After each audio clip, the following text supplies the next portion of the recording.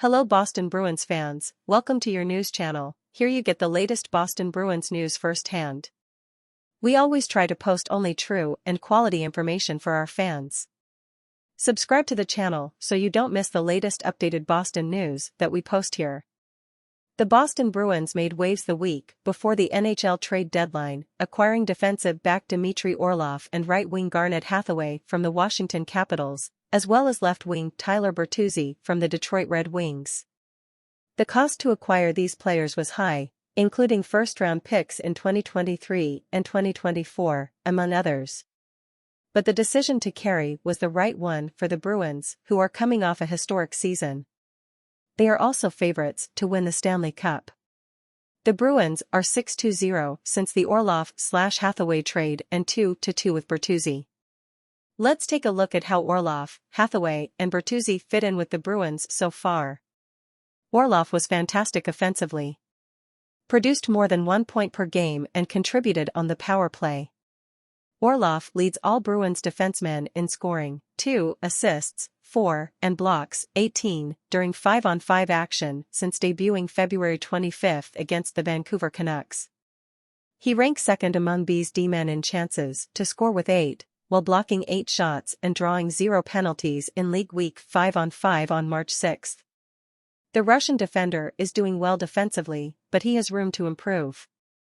To be fair, he is coming to a new team, new system, and it will take some time to adjust. He was thrown straight into the fire, playing all 3 pair, left and right, and with 6 different partners.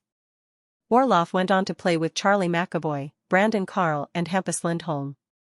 He fits right in with McAvoy in the main duo, and the stats prove it. The best example was the victory against the New York Rangers on March 4, when the Orlov/McAvoy duo completely closed out the Rangers' front line, including Mika Zibanejad and Vladimir Tarasenko. The Bees held an 8-1 lead in field goal attempts through the 3:16. Orlov also played off Patrick Kane, as per the natural stat game. Bruins coach Jim Montgomery will likely give Orlov minutes with several defenders on offense, but early returns under McAvoy have been strong.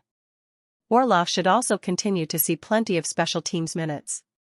So far, he has played 154 per game on the power play and 115 per game on the penalty kick. Bertuzzi only played 4 games, but he already gave the Bruins a physical advantage. He makes his presence known early and often by throwing his body around, fighting for 50-50 pucks and pissing off opponents. The pass is also impressive, but he also needs to shoot more, only 5 shots in 4 games. Bertuzzi made his debut earlier this month against Rangers in third row with Charlie Coyle and Trent Frederic.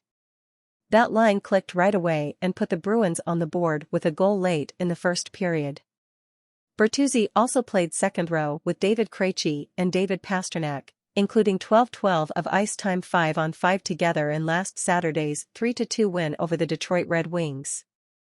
The Bees took a 12-3 lead in scoring chances with the Bertuzzi-Krejci-Pastrnak line on the ice, although they started most of their innings in the strike zone.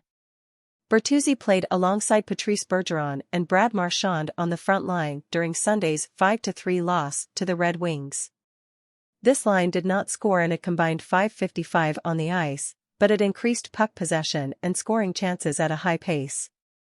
The 28-year-old left-back also played a power play of 2:08 per game, mostly as the team's second striker.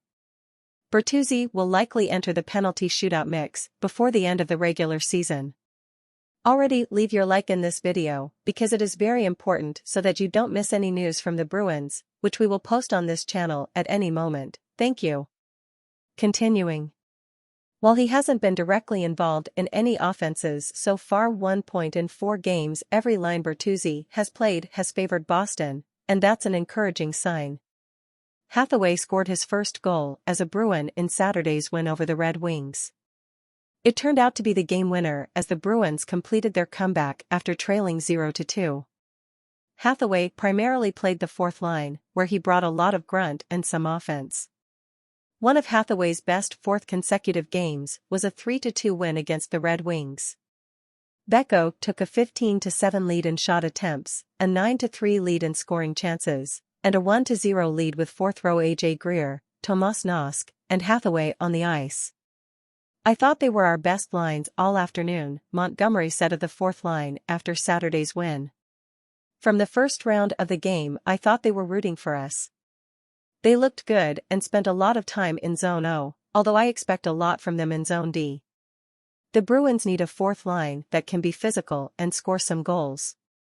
The bottom six didn't contribute much offensively in last year's first-round loss to the Carolina Hurricanes, and that needs to change if Boston wants to make a deep postseason this year. With 10 goals in 67 games between the Bruins and Capitals, Hathaway should play a key role in helping the fourth line control the tempo of the game and build offense. It's great to have you here. Leave your opinion in the comments and together we'll make this flow of information about Boston grow, which is what I want most here on the channel. And speaking of the information chain, help this video reach more people by subscribing to the channel. It encourages me to post daily to keep you in the loop, and will you be notified whenever I have new news from Boston? Thanks.